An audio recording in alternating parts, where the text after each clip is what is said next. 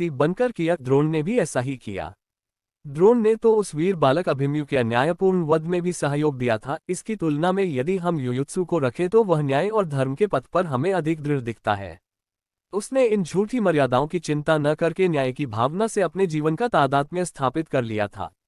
कुछ नासमझ व्यक्ति उसको विश्वासघाती या कुलघाती कहते हैं, लेकिन जीवन के सत्य की विराट आधारभूमि पर चिंतन करने से पता लगता है कि वह बड़ा ही सच्चा शूरवीर था। पांडवों के यहाँ उसका अपार स्वागत होता था। उसने भी पांडवों की ओर से सच्चाई के साथ युद्ध किया था और उनका इतना विश्वास जीत लिया था कि जब परीक्षित को राज्य देकर पांडव हिमालय की ओर चले तो युयुत्सु को परीक्षित का संरक्षक नियुक्त कर गए। इन सबको देखकर हमें युयुत्सु के रूप में एक ऐसा पात्र मिलता है जिसमें सत्य और धर्म के प्रति अपूर्व दृढ़ता और साहस था, और जिसने कभी झूठे बंधनों में बांधकर अपनी आत्मा को नहीं बेचा था। उन बंधनों को काट दिया था जिन्हें भीष्म जैसे योगी और द्रोणाचार्य जैसे पंडित भी नहीं काट पाए थे। भीष्म पितामह और द्रोणाचार्य पूरी तरह समझते थे कि कौरवों ने पांडवों के साथ अन्याय किया है।